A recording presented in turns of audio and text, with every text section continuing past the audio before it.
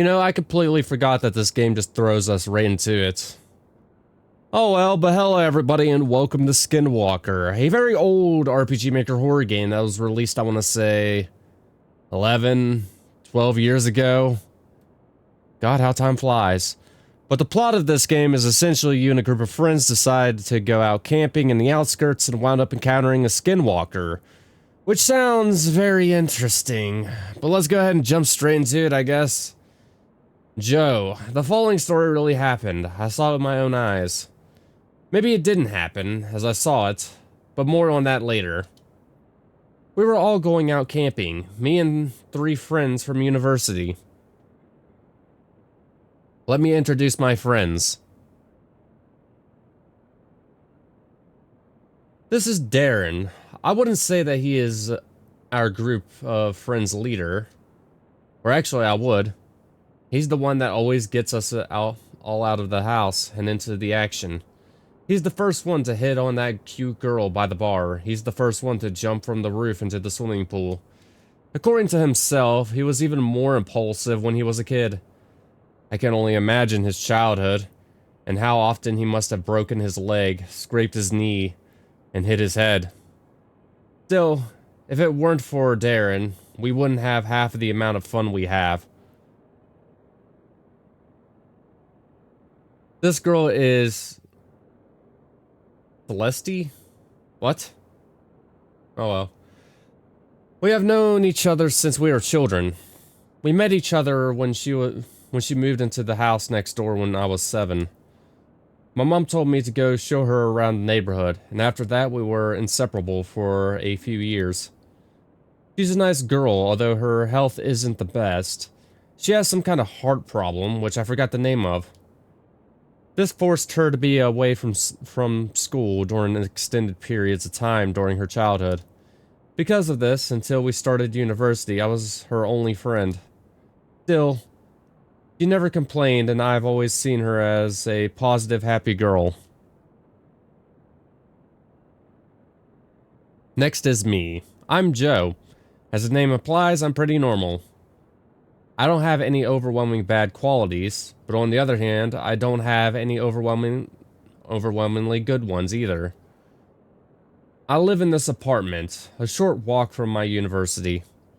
This is where us 4 friends usually gather before going out. This guy here, looking all relaxed on my bed, is Michael. He's my neighbor, living in the apartment next door. One day, while I had Celeste over, he just barged in. "Hey man, your place looks pretty nice. Mind if I join you for dinner?" he said. He pretty much barged in to hit on the girl, I guess. As you can imagine, he's pretty pushy. I don't think he realizes it himself. He came over several times after that day. After that, we somehow naturally became friends.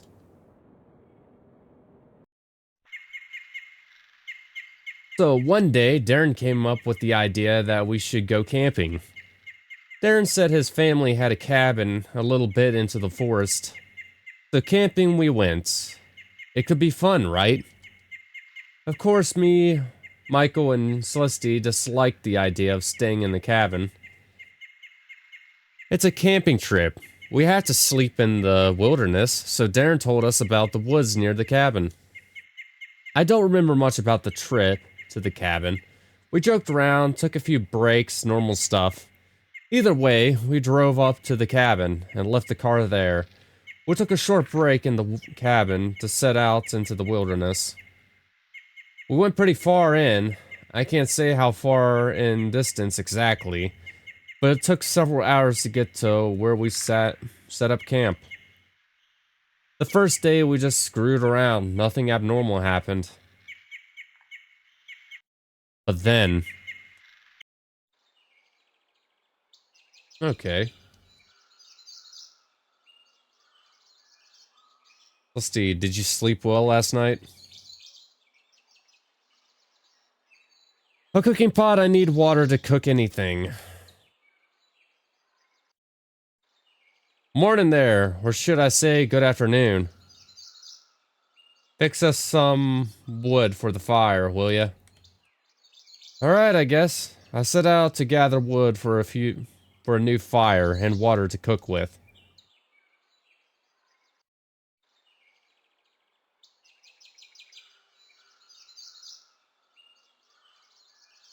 I basically gotta stomp around, collect sticks, and gather water. Alrighty. Okay, it just takes us right to the lake. What is that sound? It doesn't sound like something you'd hear in the forest. There we go, a bucket of water. The bizarre sound.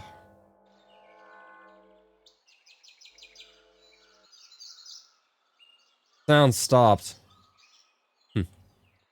I got everything we need. I should go back to camp.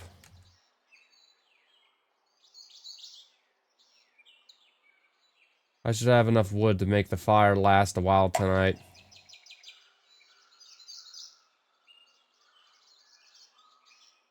We sure had a blast yesterday, didn't we? My head hurts.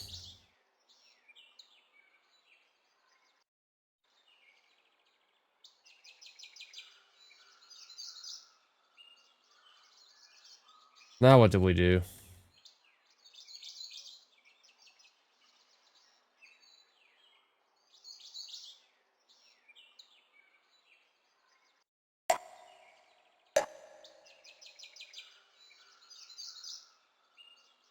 Oh, poured water into the cooking pot. There we go. We can cook now. Alright, let's cook something up, shall we? Later that evening.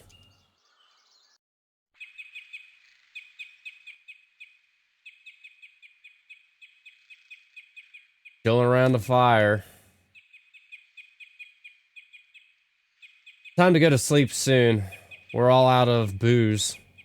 Guess we have to go back to town tomorrow. I'm not looking forward to that 4-hour trek. Maybe we shouldn't have gone so deep in. Yep. What the hell is up with this fog?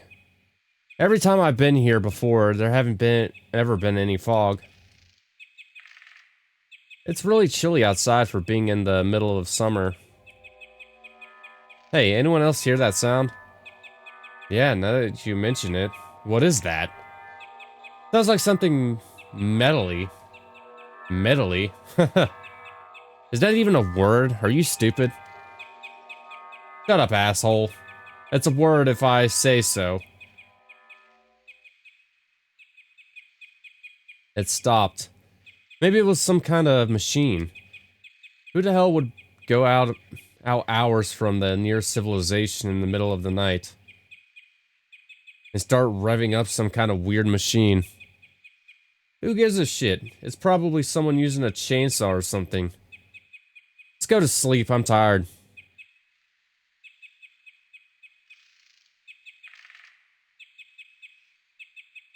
I'm sure that was a no chainsaw. I wonder what it was. Who knows? Sleepiness soon overtook everyone. But something woke you up a few hours later.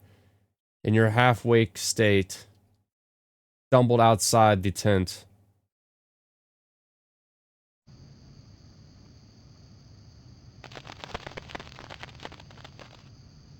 Darren? Michael? Celeste? Is that you? The mist is even thicker than before. I can't see much.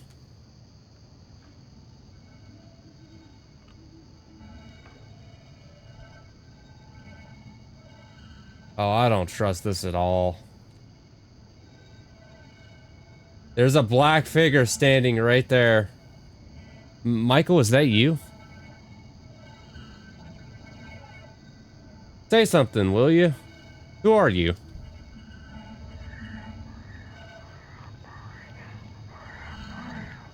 Whoa, stop right there. I have a knife. That ain't gonna do anything to a Skinwalker. Shit.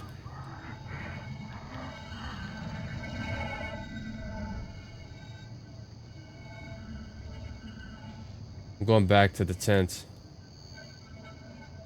I like how he completely went the opposite direction, like the long way around to get to the tent.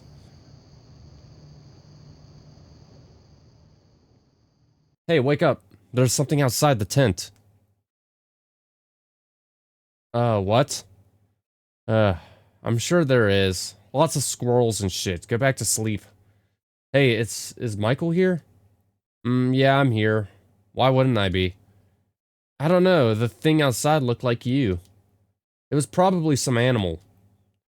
I don't think we have to worry about a fox or whatever. Take it easy and go back to sleep. Well, alright then. Maybe it was just some animal. But those sounds.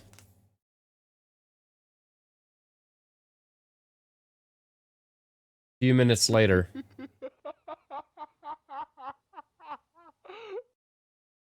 Okay, drop it. Whoever that is, I want to sleep already. It wasn't me. Me neither.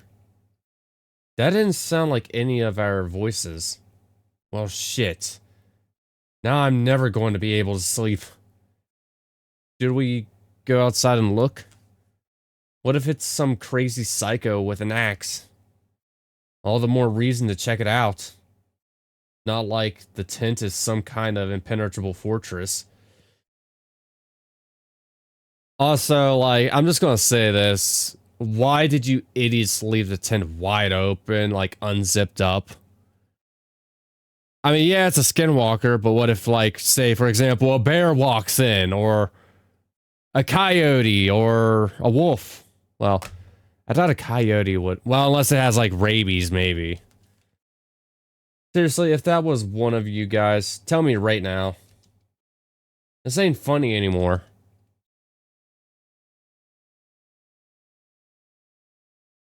Okay, everyone get out together and check it out. I ain't going alone.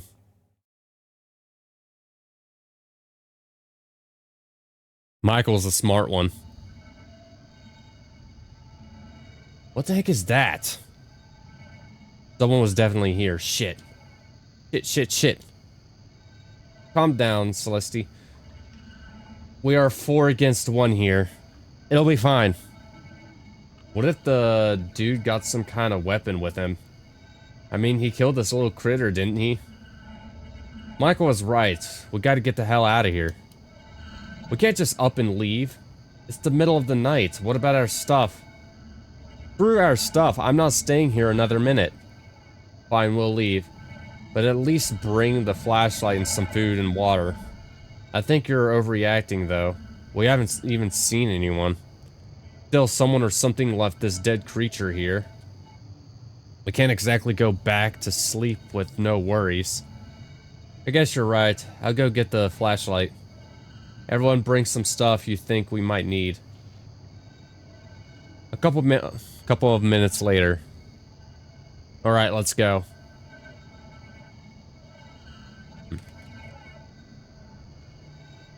So while we make our way out of here, I think this is actually a really good time to actually explain what a skinwalker is, what it essentially is. So skinwalkers are supernatural beings that essentially come from Western Native American folklore, more specifically from the Navajo tribe, who believe that skinwalkers were shapeshifters who could assume the form of any animal and any person, which allowed them to hide in plain sight. Now, usually a person becomes a skinwalker by committing a heinous act, such as killing a family member, for example. They're often associated with black magic, and they're a very interesting mythological creature. And there are people out there who actually believe that skinwalkers exist. Now, I don't really know, I can't really say, but they're, in my opinion, a very cool and interesting monster. They're not my favorite Native American creature. The fog is really annoying, though. So we were going back to the cabin, right? I guess that's the plan. I like how I just completely skipped the text there. But yeah, they're not my favorite. It's right there on the right, too, following us. But they're not my favorite Native American folklore creature. The Wendigo is my favorite, but the Skinwalker is definitely a close second.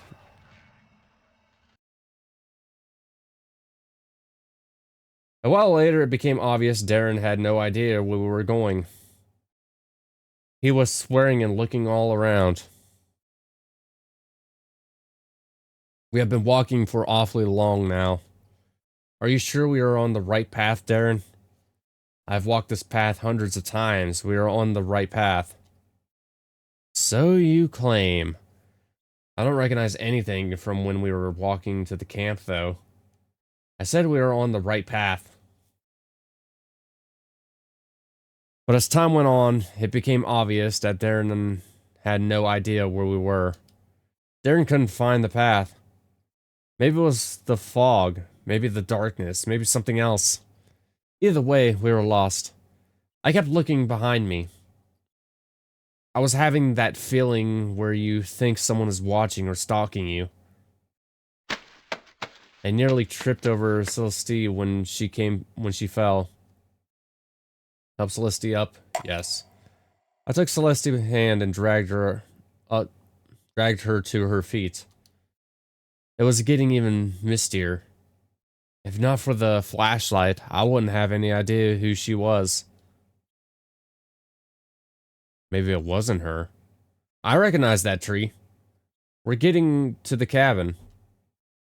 Again, I had the feeling that something was watching me. My gut was screaming at me that something somewhere was wrong.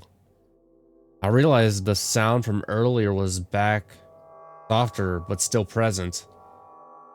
I started looking around, panicking.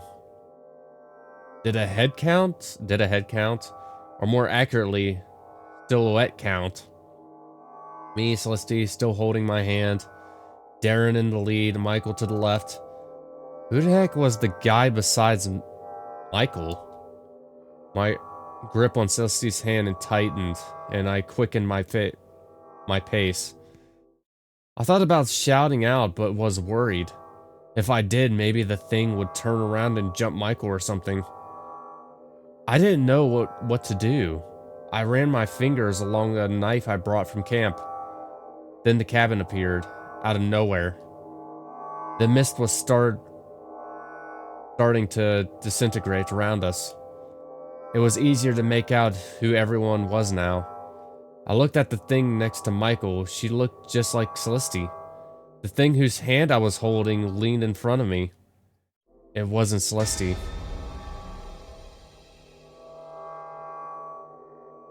What the f... I should have ran or screamed, but my body was clenching up for no reason. The thing turned and walked into the mist. I caught up with the others as they entered the cabin, practically in tears. They couldn't find the car and were arguing about where we put it. I told them what I saw. Obviously, they didn't believe me. Still, everyone hurried inside and locked the door.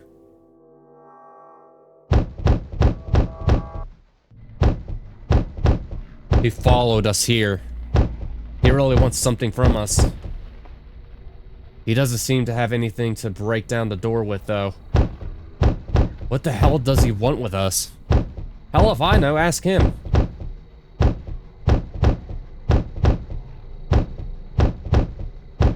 It's a sturdy door. It'll be alright, won't it?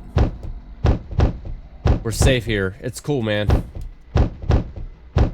He's breathing quite heavily. Did he go away?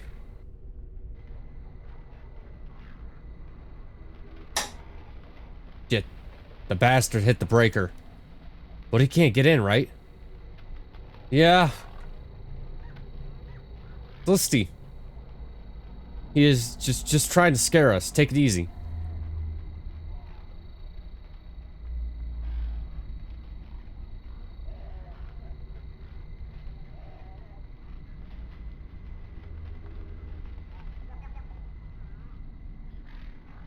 Who is that?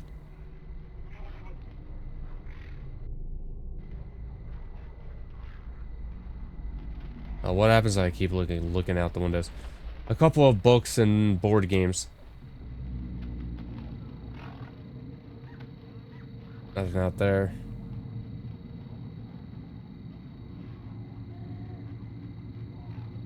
We're safe here. It's cool, man.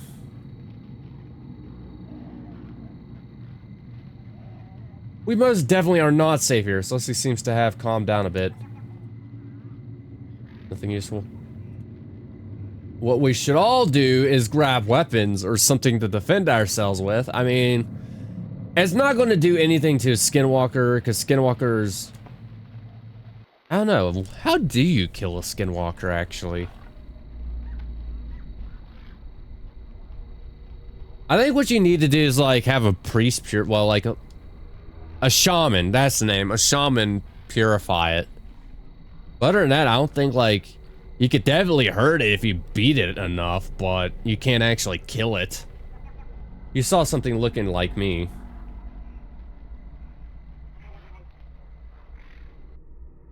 Better not touch it. Go for the fireplace. The fireplace, I don't have any matches, though. I also think it's a suddenly a strong sense of nausea hit me. There was something in the air. I could feel the horror overtaking me again.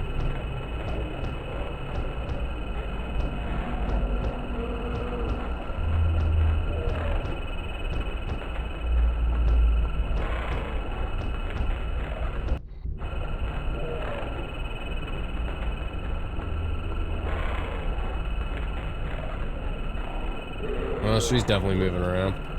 Ugh.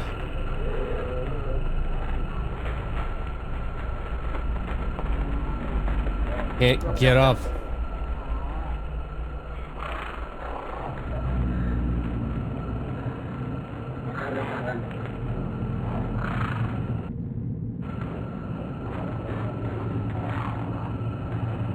It's using its black magic. That's what it's doing.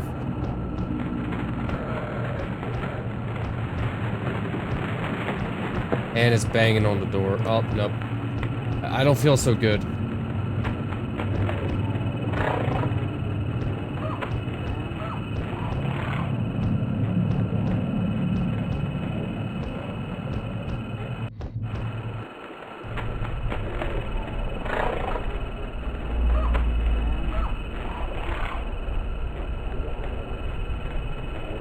What do? Do I just have to, like, wait it out?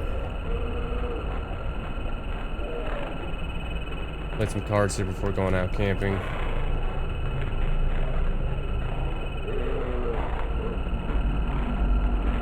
I couldn't take it anymore. I had to lie down. I couldn't sleep, and I wouldn't have even if I could. I just wanted to rest. I waited for the world to stop spinning. I looked out the window.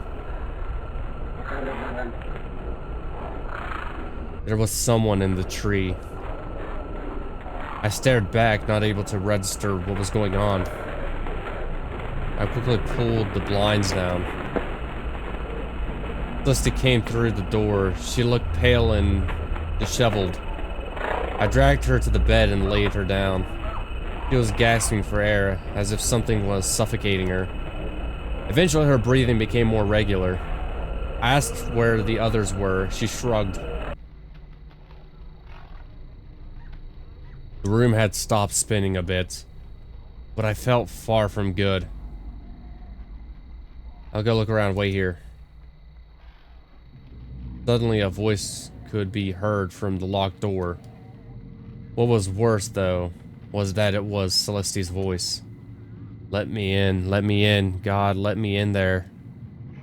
I immediately pulled my knife and placed it at the Celeste lying on the bed. Her eyes grew wide with shock and alarm, but they could have been faked. What are you doing? No, I'm the real one. The one out there, that's the imposter. I was kind of in a trance, unsure what to do, and staring down at her. Maybe I would have stabbed her if the voice at the door hadn't changed into some low, deep, guttural voice. Then it became high-pitched, like a little girl's. I pulled my knife away. I snapped out of the trance. Now the nausea was returning. I got to the door and opened it. Moron!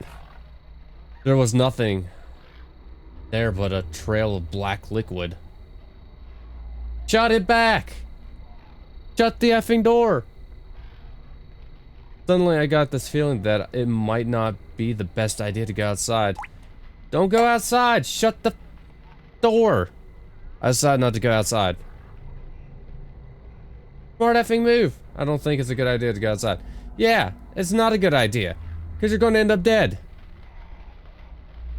Wait till morning.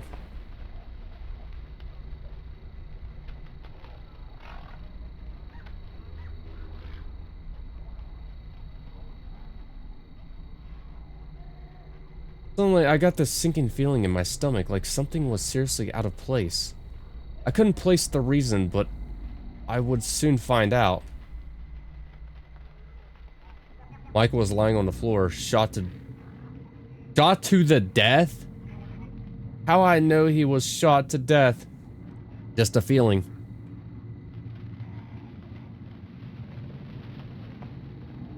Recently shot to death. Darren was lying on the floor. I could see the wounds from the shotgun. Felicity was dead, lying on a pool of blood on the floor. It looked like she had been shot. Panic started flowing through every vein in my body. Suddenly I realized, was there really someone outside? No. The shotgun. How tempting it had been. I had been looking for the right moment for a long time. Right moment for what, you ask? Why, the right moment to kill my friends, obviously. What else? The shotgun. Oh, how tempting you had been. I just had to do it. Always taking me for granted, those bastards. Just because I'm nothing special, this should teach them not to mess with me.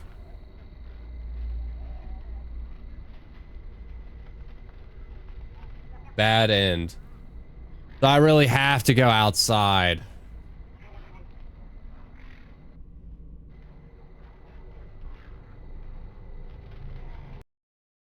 Okay. Alright, we're back here.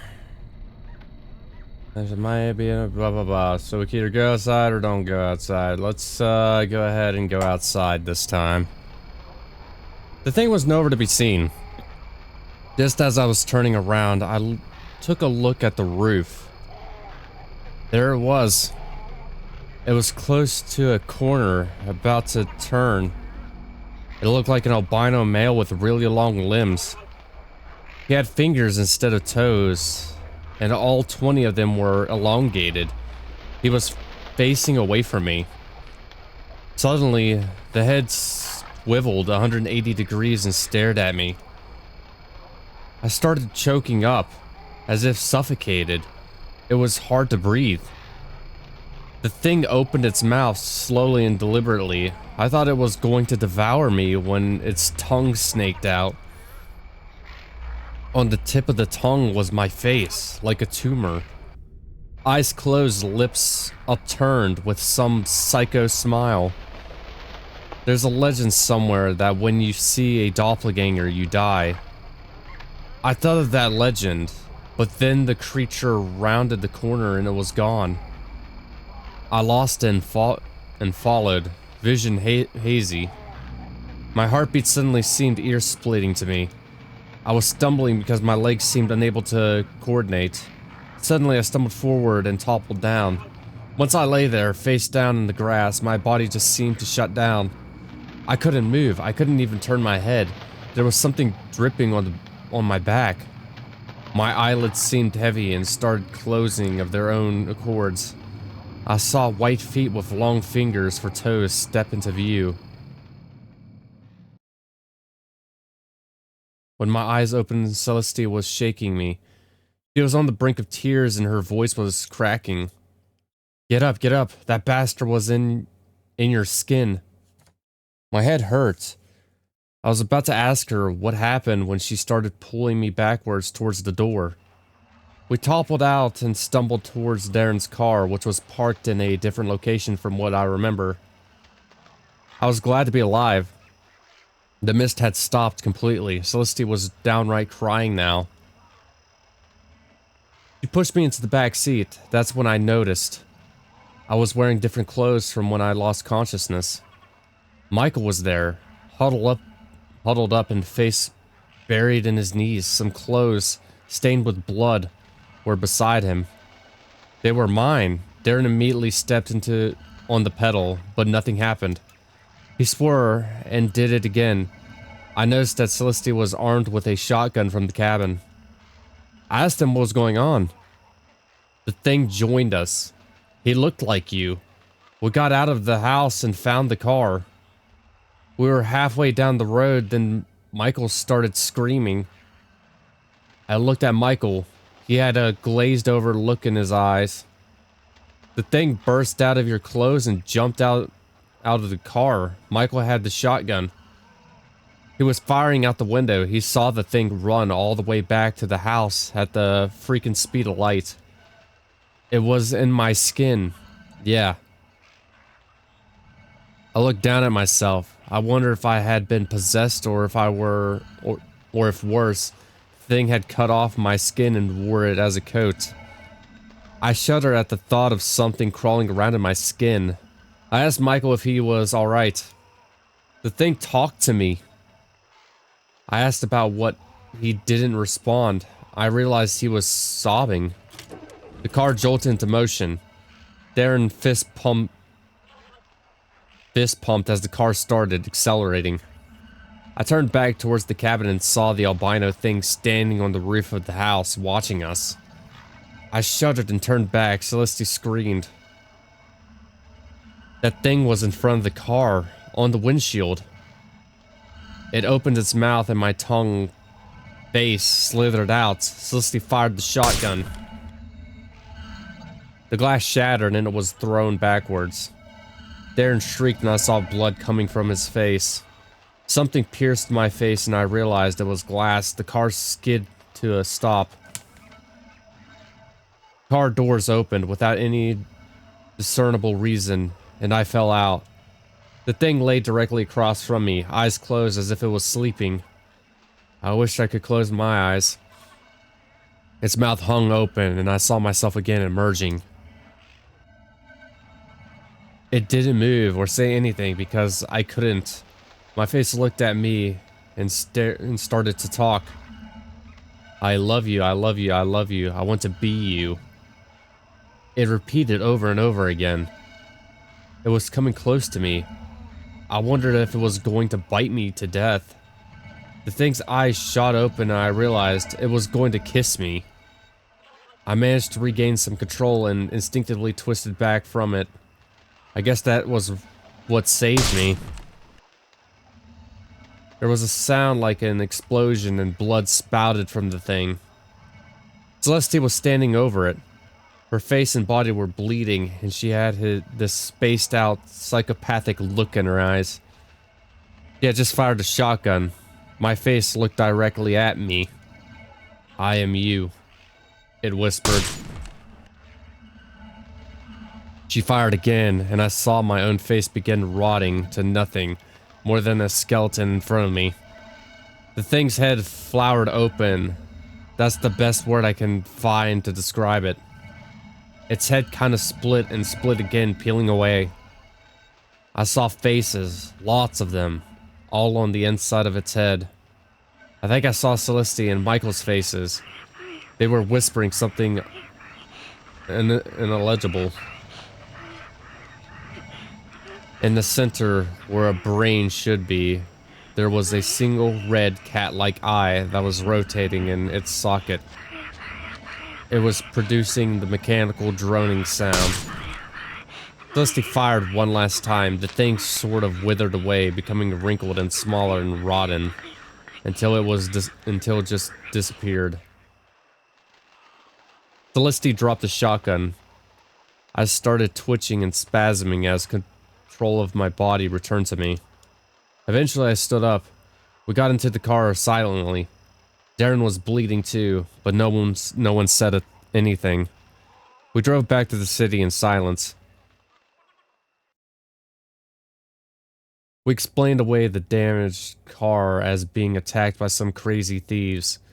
We had ourselves patched up. Michael was still in a shock-like state. I hear he was like that for a while. When I asked him what he thought of the incident later, he denied it ever happened with compelling conviction. His eyes looked dead, and he had lost weight. I don't know if he forced himself not to remember, or if he genuinely knows nothing of it. I know what I saw, but I can't remember the exact place. It has been 2 months now. We still refrain from talking about it. If you were expecting some huge twist or something, you'd be disappointed. I still don't know what we met out there. I don't want to know, actually. I still have nightmares about my own face shouting, "I am you." One thing I do know, though, I'm never going camping ever again.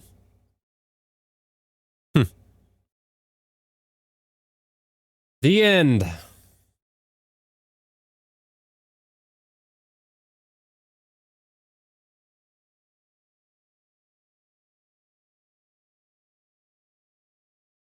Alright, so there's one more thing I want to check.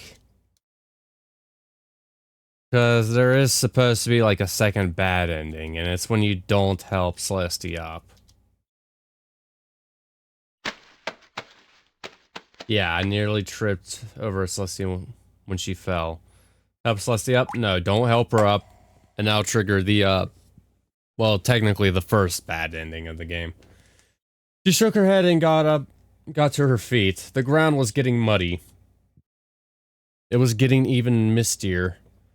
If not for the flashlight, I wouldn't have any idea who she was. I recognized that tree. We're getting to the cabin. Again, I had the feeling that something was watching me.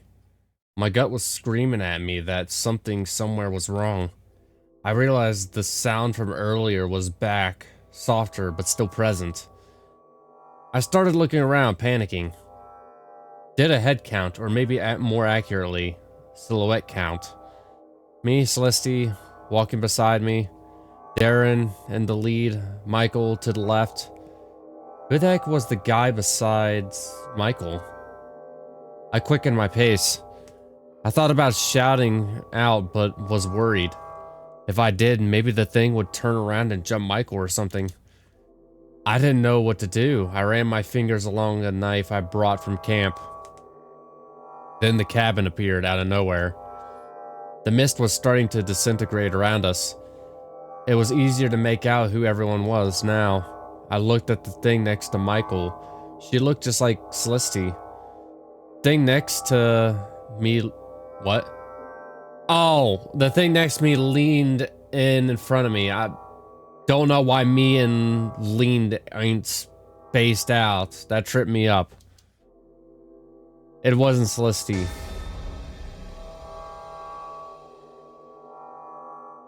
I should have ran or screamed, but my body was clenching up for no reason. The thing turned and walked into the mist. I caught up with the others as they entered the cabin, practically in tears. They couldn't find the car and were arguing about where we put it. I told them what I saw. Obviously, they didn't believe me. Still, everyone hurried inside and locked the door.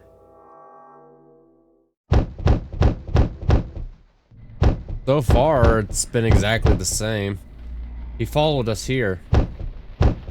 He really wants something from us. What the hell does he want with us? Someone get the shotgun. What? Get the shotgun. Shit. Shoot. He will kill us. Shoot him. Huh? What? Dude, shoot now. Okay, that's different. Nobody said a word for what felt like an hour. Finally, Michael slowly walked towards the door and opened it. What they saw sent them all into shock. It was Joe. The Joe inside the cabin started laughing. Silently at first, then louder and louder until everyone had to cover their ears. That was when everyone realized they had made a mistake. The Joe outside the door was the real Joe. Oh.